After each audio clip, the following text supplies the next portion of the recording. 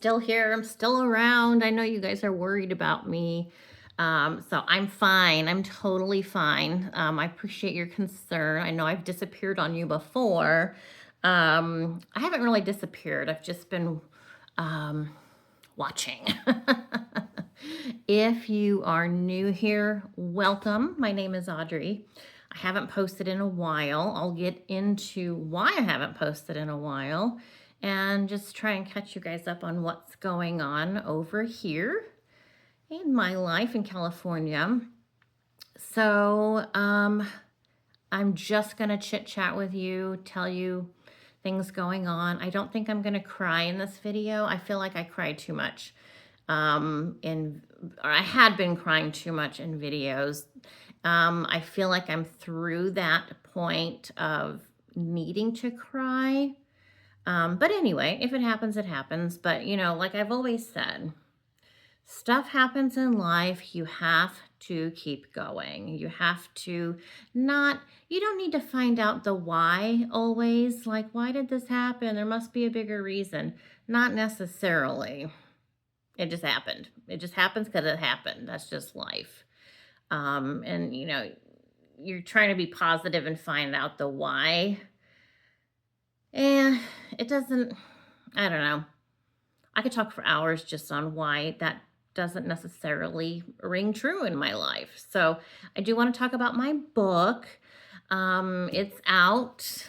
It's available. It's been purchased by people on Amazon. We're going to talk about it. I also have been doing other stuff behind the scenes with little Audrey here. This is a coloring book. I've made, let me count, where's my list? 12 books and 9 books. So I've done 21 books in the last couple months. 21 books. Only one adult book. The other books, some of them are adult. They're coloring books, and we'll talk about that. What is that? What is moving? There's something on my desk right here that's moving. And I don't know why it's moving because it's an inanimate object. And I don't want it near me. I'm going to just fold that up and move it over there. Yikes. Okay. All right, so I'm fine. Hope you guys have been doing well too. And let's just get into the book. We'll get into the book. Okay, so this is my memoir. It is available for purchase on Amazon. Now, it's been out for about a month. And I've read this book so many times, probably, I think I read the book 8 times before it went up for sale. 8 times all the way through. And I thought I noticed all the boo-boos and mistakes in it. There were a couple left in. And so I got a text from my friend Sandra, who I've known my whole life, literally since 1971. And she's like, oh, this is this, and oh, this wasn't that guy. It's this guy's name and stuff. I'm like, oh God, okay, that's kind of important. I gotta fix that. So I've made some changes, but I do have a few of these books that have a few boo-boos. I found a couple grammatical errors, A-N instead of A. And like I said, the guy's name on page 70 is wrong. And what else? Oh, there's a number. I said 4 people, but it's only 3 people, that kind of thing. So I will go back in and fix a couple of those minor errors. But if you have the copy from before I made the changes, well, you're going to be one of very few people who have that kind of copy. So keep it. Who knows? Maybe it'll be worth something someday. I've been taking my book and making the corrections with whiteout and then signing them. And then I've been taking them to little free libraries. I don't know if you guys have that where you live. We've had that here in California for easily 15 years, where it's just a free library out in front of someone's house that usually looks like a little house, a box that looks like a house. and you open it up and there's books in there, and you take one and you leave one, or you take one and read it and you bring it back. That kind of thing. I haven't lost my voice, by the way, like this since I've done videos, and it all has to do with spirits. Anyway, I'm a psychic medium, if you're not aware. Anyway, so I've been taking my book and dropping them off at various locations around town, where the free libraries are. And so I put one in and I go by and check like the next day or the next couple days and see if anyone's picked it up. And they've all been picked up that I've put out.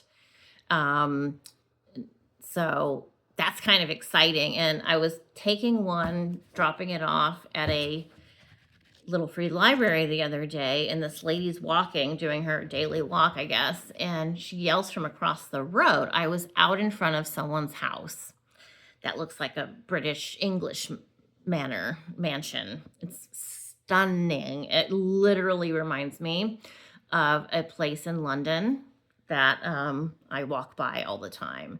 And it's like, God, I just love this house so much. I wish I could go behind the gates. But they're the ones that have the little free library. One of the people. There's a lot here where I live.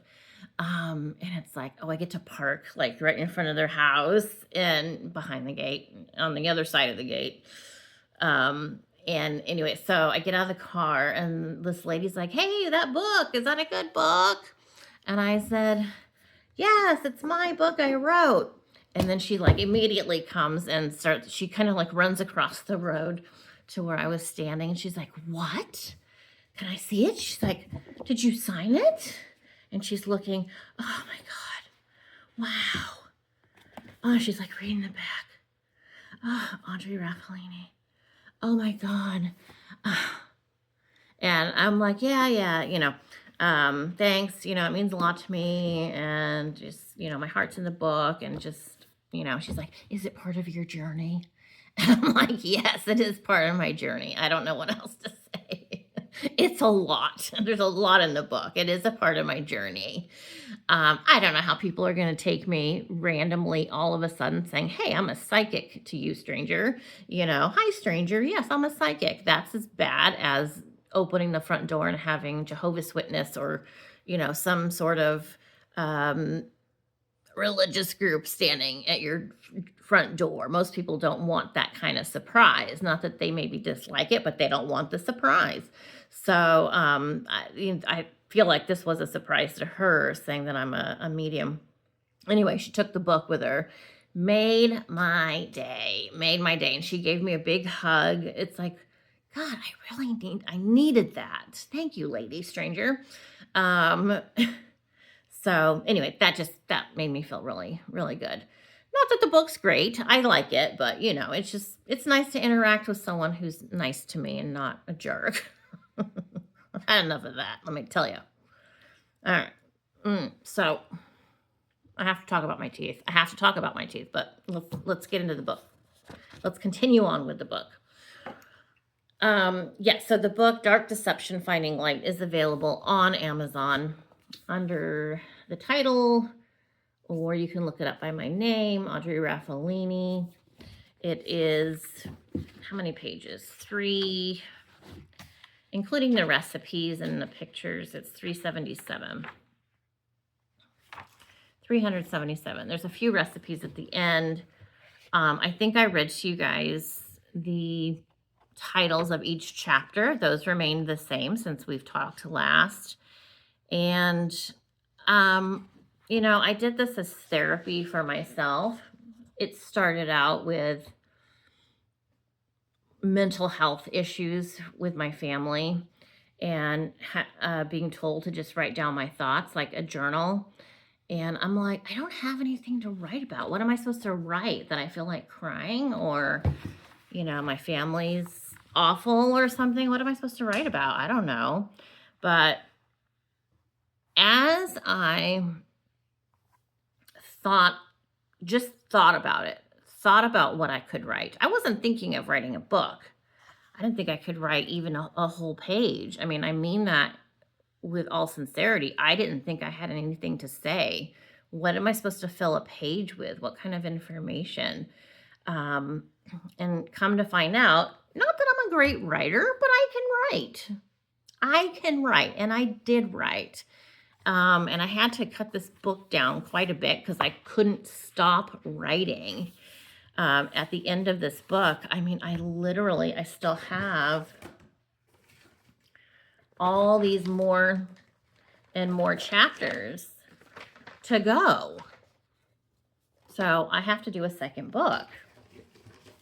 And, it just feels good telling your side of the story. And I'm not trying to get people on my side. That's not the intent of this book. The intent of this book is for me to realize my truth, realize what I have been through, realize to give myself a freaking break. I've been through a lot. And I'm still here. I'm still alive. I'm still functioning.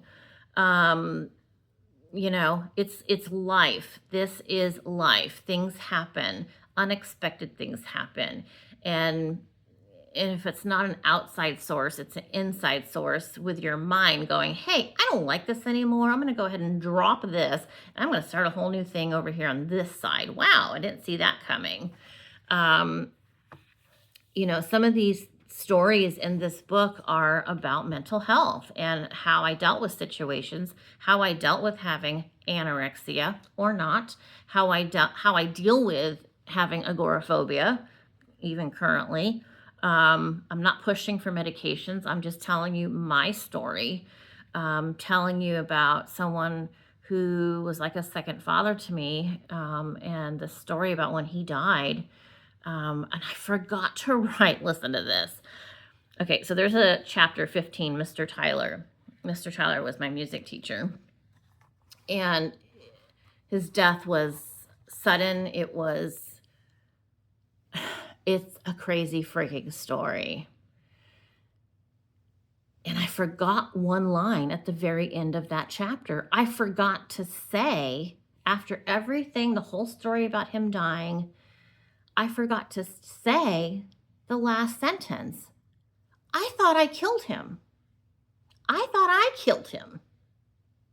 Chapter 15. If you've read the book, if you have the book, like the first round, the first copies, chapter 15, I forgot to say, oh, by the way, I think I did it. I think I killed him with my words. I think I jinxed him. I think I cursed him. I legitimately thought I had cursed him based on what I said to him the day before he died. If you're interested in that, get the book. But remember to add my last sentence. I thought I killed him. I thought it was me. I thought I did it. And so I was talking to my friend Sandra, who's in the book. And she's like, her daughter, she's like, Janessa's related to Mr. Tyler. And I'm like, what do you mean she's related to Mr. Tyler? Well, through marriage. Oh, God, really?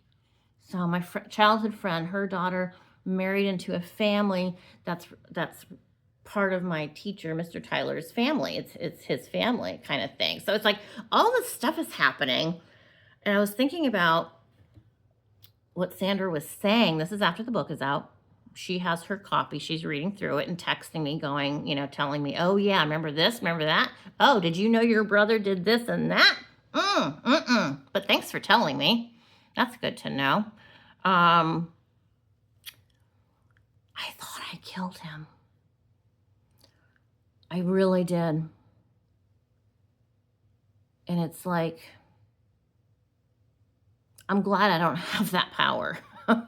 I'm glad I don't have powers of God where, one thought and it is. But yeah, that was weird.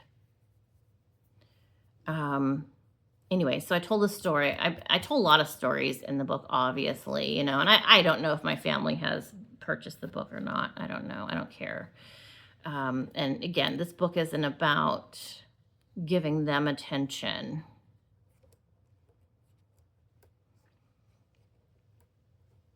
They don't deserve any attention. It's more about me fighting to keep my head above water my entire life and how I got through it, how I continue to get through it. These things are normal. Don't think that you are the only one, because that's how I lived my whole life up until, 51, 52 years old. There are other people like me. I mean, I always thought I was such a weirdo. And, I guess I am kind of weird. I'm a psychic. That's weird. Um, but I quit beating myself up. I don't care. I don't care anymore. And a lot of that just comes with age. Do you know how nice it is to not care? I just don't care. I don't care. And there's this lady on Instagram, and she's this African American lady, and she's so funny. She's like, I started a club, and it's called the We Don't Care Club. Okay? We don't care. We don't care that we only wear elastic band pants. We don't care about this and that. She's talking about people who are in perimenopause and menopause. Yeah, I can relate. You don't care. I don't know how any women perimenopause or postmenopause, why do you still wear clothes? I don't want to wear clothes anymore. I don't want to do anything anymore. I mean, I'm not trying to impress anybody. I just don't care about anything. I don't care. You want to cut me off? Cut me off. I don't care. You want to cut in line? Well, good luck. I may say something, I may not. I don't know. It's just like I tell my husband, just nothing is worth, aside from family safety, obviously, nothing is worth getting upset over. I don't care anymore. I just don't. And it's such a crazy feeling, because when I think back to who I was before I was 50, I only cared. I only cared about what people thought about me, about the way I looked, about if I was smart or not smart, about my job, about what kind of car I drove. It was all about my image. And I do talk about my image a lot in the book, because my parents starved me. I didn't realize that till honestly a few months ago. And what happened with me writing the book, a lot of memories were being brought to the surface, and they were not nice memories. Shocking memories. And it's like, why? How did I not put two and two together this whole time? I didn't have anorexia. They were killing me. They were starving me. And I'm getting the chills right now. And that is Spirit's way, my spirit guide saying, that's right, Audrey. I'm proud of you for putting that out there. I'm proud of you for realizing that. I'm happy you put two and two together. You're not sick. You weren't born sick, Audrey.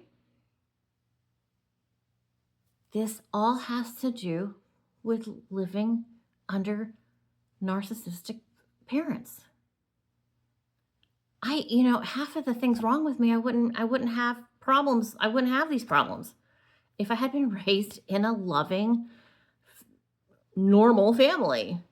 Normal's on a scale. We know that. We know there's really no such thing as normal. But I was being starved. And there's so many other things I have forgotten about, and that's where this second book is going to come in, because I have so many more memories, and I was having a bit of a hard time with these memories popping up.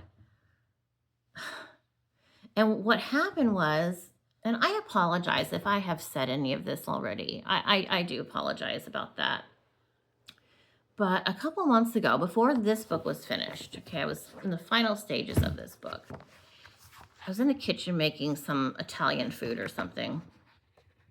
And I went to the cupboard to get some spices, which I do all the time. All the time. I have the same spices, all the spice. I like using spices because I'm vegetarian, and so I get a lot of my flavor just from the spices I use. I'm not going to eat meat. I don't eat any kind of meat.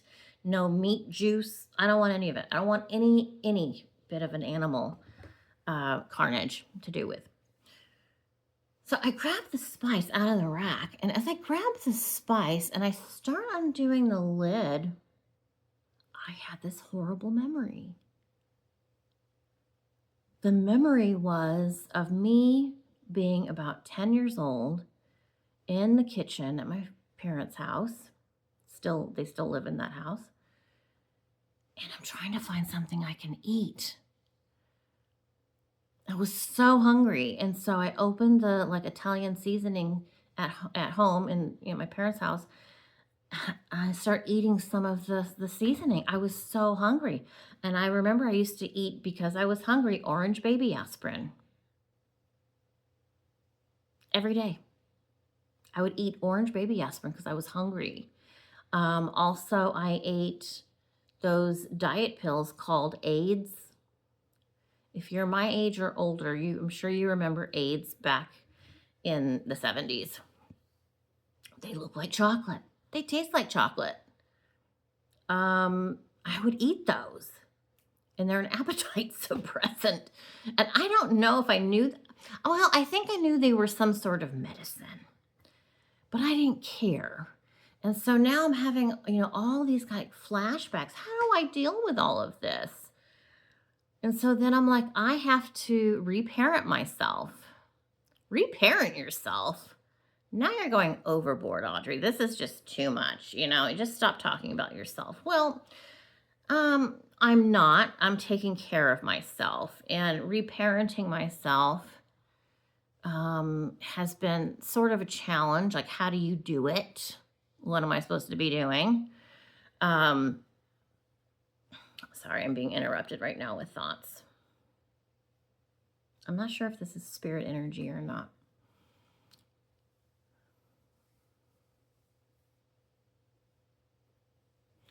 So, my longtime doctor, my psychiatrist, longtime psychiatrist, 17 years. 17 years. And he's like my age. 17 years. He was my psychiatrist. And I've never thought of any therapist or any psychiatrist or any doctor. He is a doctor, but I've never, ever have I depended on a doctor to save me. I've never depended on a doctor to be there for me.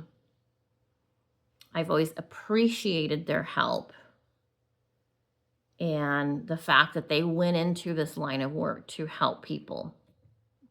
Hopefully, hopefully that's why people get into psychiatry and mental health profession.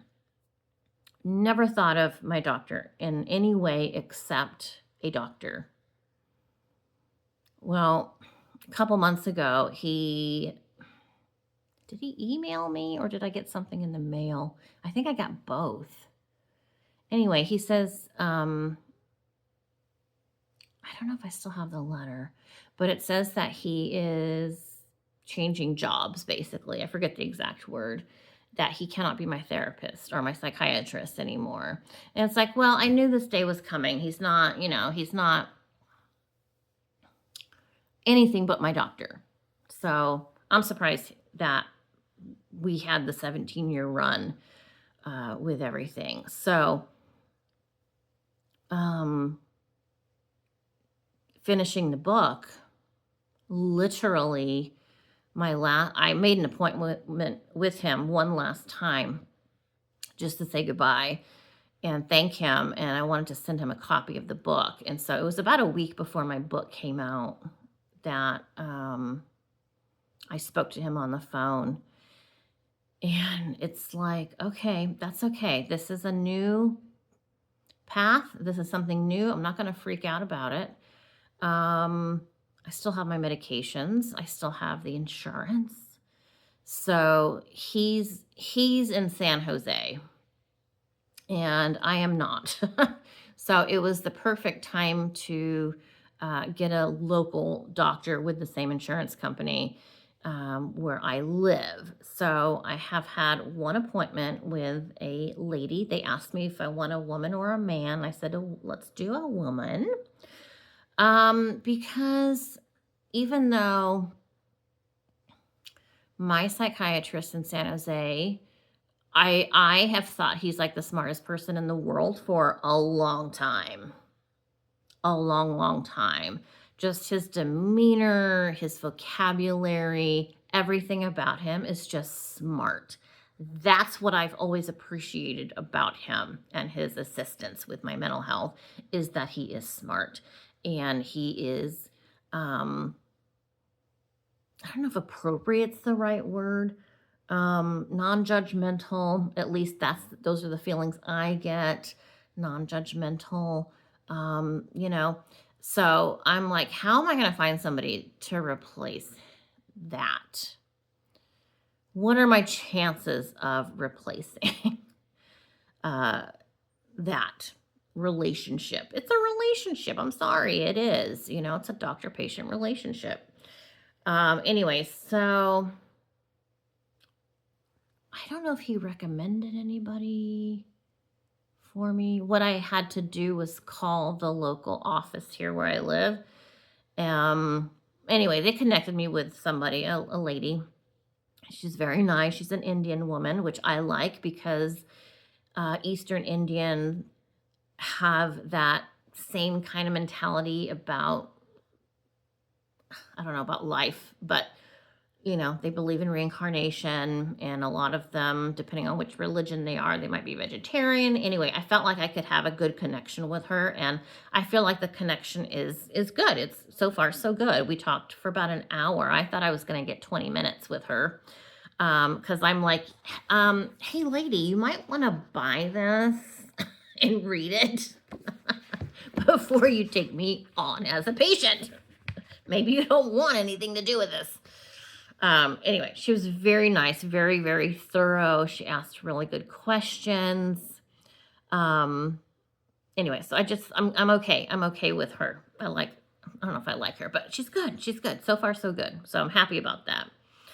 Um, and that I thought that was going to be a bigger deal than it ended up being. I was worried about myself. I was worried for myself, going, oh, I hope you can handle this. I don't know what's going to happen, what kind of trouble you're going to have finding a new psychiatrist. But good luck. So, anyway, it's fine. So far, so good. And a lot of the book, I do describe how I handled things from having a psychiatrist and therapist and how I know how to do this or that, how do I go from responding in this kind of way to having a different lifestyle, responding in this other way, which is a healthy way and a non-dramatic way of handling things. I don't scream anymore. I used to be a screamer. I used to cry and scream all the time. All the time. That's who I was. And I know I cried with you guys, but like here at home, I don't cry. I don't cry anymore. I don't cry anymore. I don't care. In fact, my husband's like, "Do you have any feelings anymore? You know, do you feel anything? Because you're kind of just like, meh, you know." No, I don't. Not really. You know, if it comes to family, like I said, family, healthy, safety, um, the well-being of my family, of course, I have feelings. That's about it, really. That's about it. Um, anyway, so I highly recommend my book. I recommend her. You might find yourself in the pages relating to what I'm talking about here.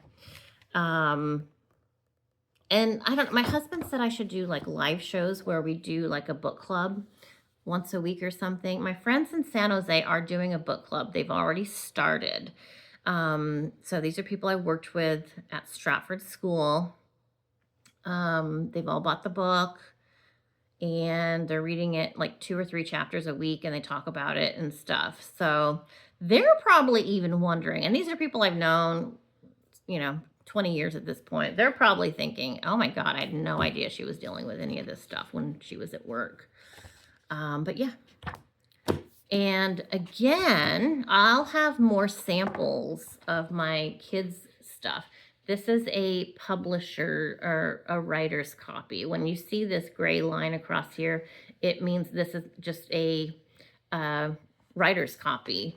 So I wanted to see how my pages were turning out. Again, this is part of me reparenting myself. Look, there I am. It's Audrey's Adventures. Here I am. Disney Paris. France. This book's all about France. Look at me. Look at me. Look at that. Look how happy. Oh, that's not her. That is Napoleon Bonaparte. Here we are at the Louis Vuitton store in Paris. It's just funny. It's funny to me, and I'm having so much fun making these books. This is helping me. It's helping me. My husband's like, well, you haven't sold much. It's like, well, I don't care. I don't care. It's not about the money, man. It's not about the money. It's free to do it. It's free to do it. I don't pay anything. I don't pay anything to do this. I don't pay a dime. Nothing. Nothing. So why not? So I've done quite a few, where's my list? Yeah, I've done quite a few coloring books. I have France, Oahu, Vermont, Arizona, Mexico, Texas, Paris, New York. But what I've been doing the last few weeks are all colored storybooks. And I don't have one in front of me because Jonathan's been reading my colored storybooks, and I think they're out in the car. So I have some coming. I have 13. I have 13 new books that I need to order to have them here just to show you guys. Maybe I'll just read them. I don't know.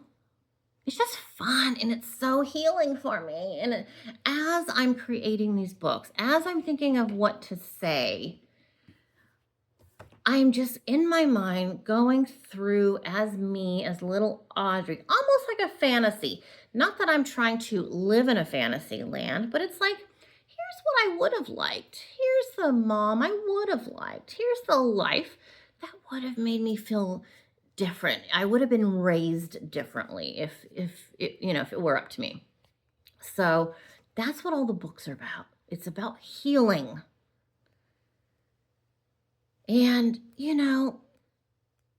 in the book, I say a couple nice things about my parents. I do.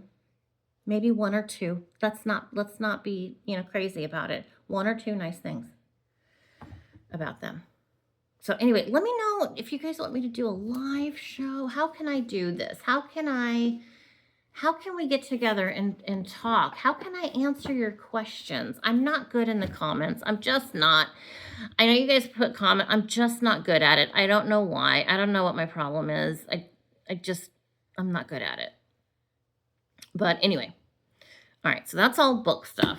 I'm chewing gum because I feel like I'm just sick to my stomach. That's something that's been going on. I don't know what that's about. I just don't feel right. I have no appetite. I don't want to eat anything. It's like, do I have to eat? Oh, God. Okay. I don't want to get sick. I better eat something. And I'm so sick of eating the same thing. And I have to eat soft foods because my teeth. So I have a tooth. My last tooth, which is just like right here. I have no teeth left. I have no teeth left. Anyway, my last tooth over here has got to be pulled out, and I know it has to be pulled out. So I made a dental appointment, and I have to have a implant. I'm going to have an implant. So tomorrow I have to go start the process for this tooth. And, dentistry has not been safe for me. I have PTSD. And I thought I was having a stroke the last time I was having work done at this dental office. So I switched dental offices. It's a whole nother story. But anyway, I got to suck it up. Okay, Audrey, you've you've handled a lot of baggage, okay? You know where your feelings are coming from, okay? Let's be logical. At the dentist office, I can have my support person there, my husband. I can have my support person there. Let's be logical. You're okay, okay? Here comes the feeling. Here comes the scary feeling while I'm sitting in the dentist chair. Here it comes. Okay, well, okay. Let's talk logic. My husband's 2 feet from me. He's right here. Nothing's happening, okay? All right, yes, it's scary. Keep going. Keep going. Just breathe. You're fine. Everything's fine. I gotta get through it. I'm not gonna be toothless, okay? I'm not gonna be toothless. Anyway, so I'm working through that. Not happy that I need another implant. They're not cheap, but I can't run around toothless. Anyway, so having a hard time finding stuff to eat. And I'm just so sick of oatmeal. So sick of oatmeal. I can't even have really cereal anymore because cereal's like hard, like I like shredded wheat. I'm not eating shredded wheat with these teeth. It's just not going to happen unless I let the wheat get full of milk and be yucky. So it's like, okay, I can have rice. Vegetables? Are you kidding? I can't eat vegetables. I mean, I can eat them if they're overcooked, but why bother? So that's not cool. I miss food. I miss veggies. I can have tofu, sure, but it's like I'm just not having fun right now with food. There's nothing fun in the kitchen happening. It's like, yeah, I can have cake. I can have ice cream. But I'm not letting myself do that. No, no, no, no. None of that, please. So dealing with that, having a hard time. Also having a hard time with some separation anxiety going on. Jonathan did finally start school 2 weeks ago. Today's Monday, 2 Mondays ago. Thank you, God. So Jonathan started a new program. We call it school. The people that work there call it school. It's not, it's for adults who have gone through the entire education system as far as you can go. And Jonathan did. And so here in California, if you can get into a program, they're free. That's not offered in most of the United States, these free programs. It's a godsend. I'm just telling you, it's saving my life. And I've kind of just been holding my breath the last couple of weeks as he gets settled. He was so bored here at home. I can only entertain the man for, a certain amount of time. He didn't want to be home. He wanted to be out socializing with people. And I was worried because he left all his friends, back at that school he had been at and starting new. And so we did a retour of the school. It's art and technology, which are his things. That's his jam. He loves art and he loves computers and technology and stuff. So he's at a place that does those things, and they even sell the art they make. Good for you. I don't think I've ever sold any of my own art. So yeah, it's good for him. I'm glad he's making stuff, and it'll be exciting if he, when he sells something. So, it's not like an all-day program. I thought it was going to run a little bit longer than it does. He's out at around 2, but it's enough. It's enough time for him. I mean, yeah, so that gives me a few hours, here at the house to do whatever. I haven't gotten my hair cut still yet. I did trim it the other day.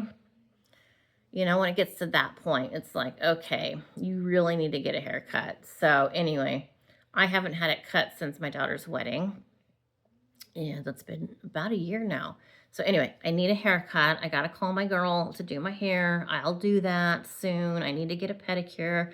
I need to do that very soon. Nails. My nails are growing out. I have not been chewing those. I had been chewing these 2 right here. Look at that. So gross. I wish I could do fake nails. I really do, but I can't because, I'm changing Jonathan's toileting stuff. We're toileting, with pull-up underwear and, stuff, changing diapers. Um, so far, so good with his school.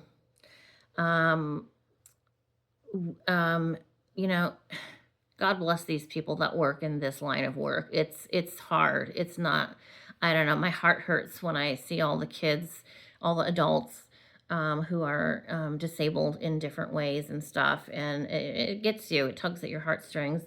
Um, but Johnny does get picked up in the morning, and his driver is also his teacher. So it so happens. And so this guy's probably about my age, and he blasts 80s music, which I think is fantastic. So I don't know if he has it on XM or if it's on the radio or something. I don't know. But every time he pulls up, it's like, oh, yeah, I remember this song. Oh my God. Yeah, 16 years old, 18 years old, 12 years old. And he's just got it going on. So Jonathan, the other day, he arrived home, and his teacher opens the door, and Jonathan's in there just bebopping, just rocking out. He's loving it.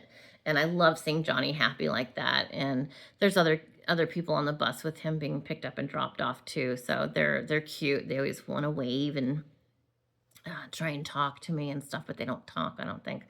And he's doing well. He's not eating as much as I would like him to eat, because he does eat a lot, and he's not eating a lot at school. But he makes up for it when he gets home from school. So he's sleeping better after starting this new program. Sleeping much better. Oh, God. And you know what we've been dealing with? This has been hell. There's no other word for it. Is our cats. One of the kittens. So the cats are a year old now. I believe they were born in May of 2024. So they're over a year now. And one of them, Pepper, the smaller kitten, he decided he's going to pee everywhere. Everywhere. Mostly on pillows and blankets, clothing, and anything on the floor, plastic bags, duffel bags. He doesn't care. So I had to make sure all my handbags were up off the ground, somewhere where he can't get to them, because if he peed on my Louis Vuitton bag, I don't know what I would do. Probably open the door and let him leave. I don't know. It was constant. When I say constant, I mean, I'm putting this pillow in the wash. I'm putting this pillow in the garbage. He peed on this blanket. One time he peed on my head when I was sleeping, like a few weeks ago. Dude, what is the problem? I'm sleeping, and then I feel... What? It was awful, awful, awful. He would go into the pantry in the kitchen and pee in there, constant.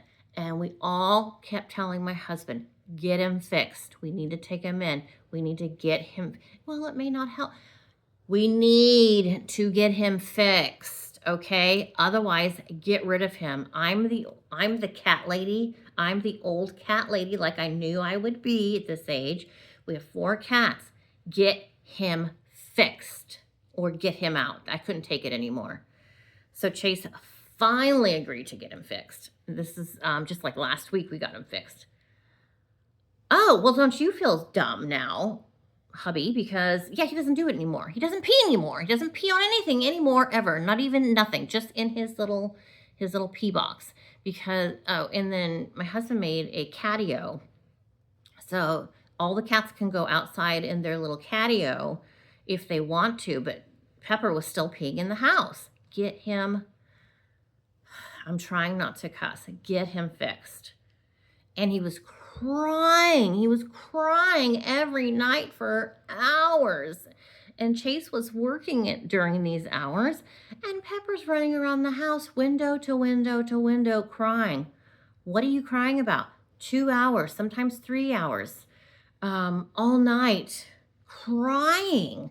And I thought it was because of the cat that was visiting out front, which I thought was his mother.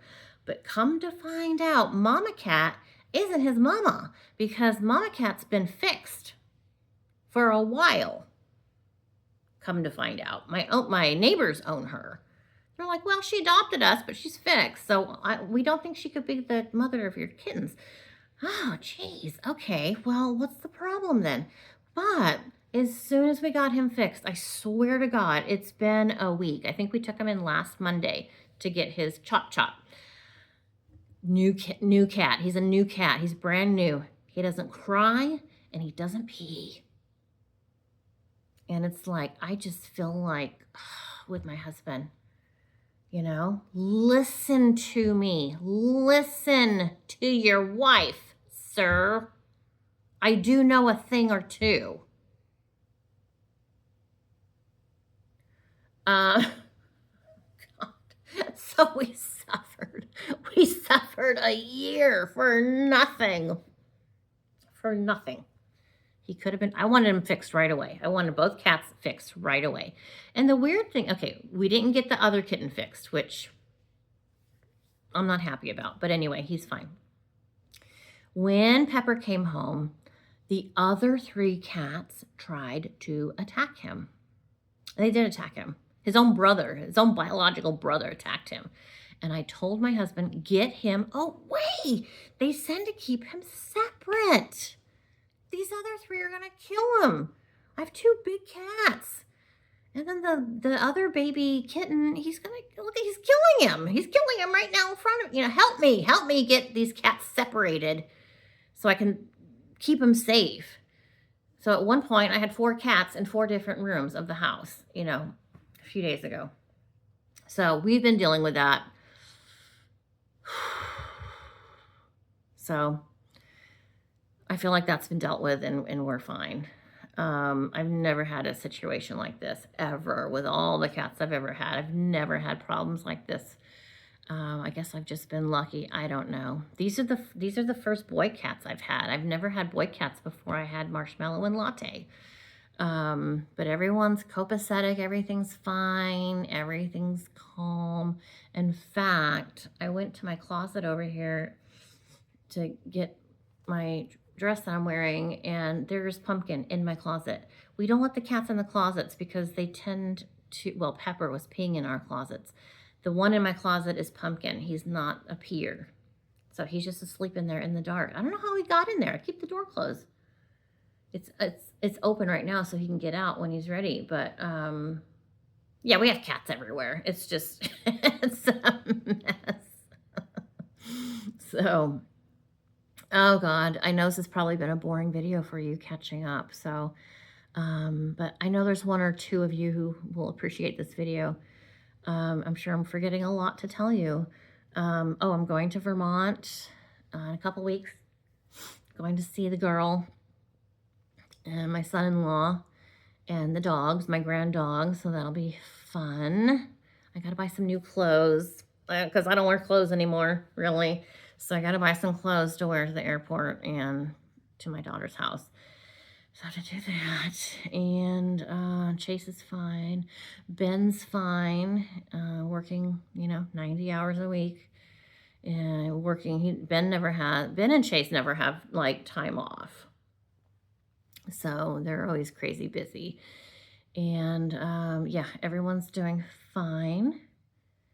And I'm probably forgetting to tell you something really super important, probably.